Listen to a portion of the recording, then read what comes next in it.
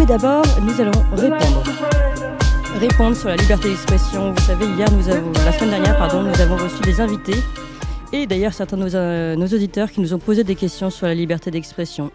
La semaine dernière, nous avons reçu Frédéric Tadei et Brice Perrier. L'occasion pour moi d'éclaircir ce point sur ce que nous sommes et sur ce que nous voulons faire ici à Tocsin. Brice Perrier parlait d'obscurantisme. Son livre intitulé « Obscurantisme au pouvoir » critiquait la pensée dominante qui entravait la science. Un livre somme toute intéressant où l'on comprend tout de même que les scientifiques qui osent soutenir une thèse qui va à l'encontre de ce qui est officiellement accepté se retrouvent aujourd'hui mis sur la sellette, fonds coupés, réputation ringardisée. L'INSERM, d'après ce livre, est allé jusqu'à développer une cellule de riposte aux chercheurs covido-sceptiques. Bref, l'hérétisme anti-Galilée n'est pas si loin que ça aujourd'hui.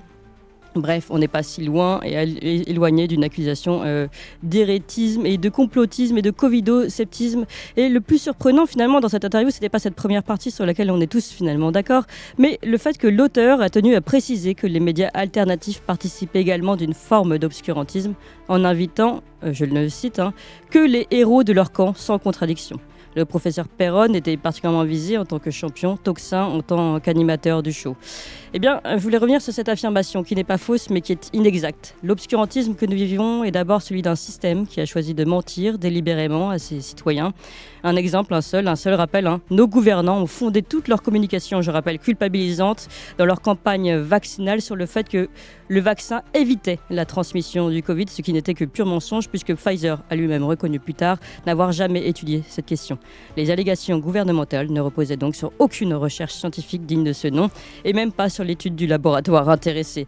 Et c'est tout le système derrière, je vous le rappelle, qui a suivi, médiatico-scientifique, qui a suivi cette arnaque gouvernementale. Alors, si obscurantisme il y a, ce sont bien ceux des scientifiques les plus reconnus dans leur domaine qui émettent, eux, des doutes sur un produit et qui se voient, eux, couper des droits de publier, de débattre et d'exister scientifiquement.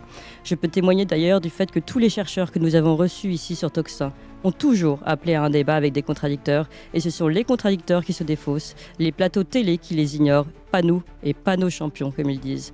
Alors si obscurantisme il y a chez nous, il y a peut-être. Et il est le produit et peut-être même l'ultime manipulation d'un système qui se plaît à avoir marginalisé les consciences éveillées.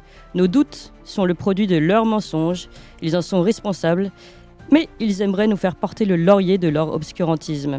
Je le redis ici, nous ne porterons pas les oripeaux de leur trahison, c'est pourquoi je continuerai d'inviter sur Tocsin des personnes qui invitent et qui incarnent d'autres courants.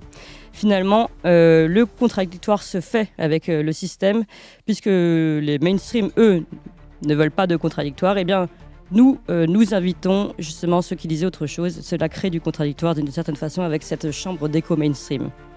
Je reviens aussi sur ce que disait Frédéric Tadei, qui parlait de son côté de liberté d'expression. Il développait l'idée selon laquelle il n'y avait jamais eu autant de liberté d'expression qu'aujourd'hui. La preuve, dit-il, Tocsin existe. Alors oui, Tocsin existe, Twitter existe, Telegram existe, certes, mais Pavel Durov a été arrêté en France, Twitter fermé au Brésil et Tocsin peut être stoppé du jour au lendemain. On nous trouvera d'ailleurs bien une condamnation, propagande étrangère, fake news ou encore propos de gourous anti-science. L'arsenal s'étoffe chaque jour et ils auront l'embarras du choix et le choix des armes. En réalité, ce n'est plus un secret, les plateformes où l'expression est libre sont en danger. Les autres, évidemment, ne craignent pas grand-chose. Pour le dire drôlement, la liberté d'expression se porte bien tant qu'elle ne se porte pas mal. Et le jour où elle se porte mal, nous ne serons plus là pour le dire, puisque nous aurons périclité, ainsi le discours de Tadei ne sera pas contredit. Les syllogismes servent la fiction officielle. Sortons donc de la facilité des discours. Nous ne sommes certainement pas irréprochables, mais nous savons ce que nous voulons. Nous, dire ce que nous voyons et ce que nous comprenons du monde qui nous entoure. D'autres veulent aller à la soupe, sauver un poste, devenir ministre ou responsable au plan. Nous n'avons franchement pas choisi le chemin de la facilité, mais c'est le seul aujourd'hui qui s'offre à nous. Alors si elle doit passer par une étiquette de complotisme, elle va pour l'étiquette. On s'en fout, c'est ce qu'on est et on continuera sur Tocsin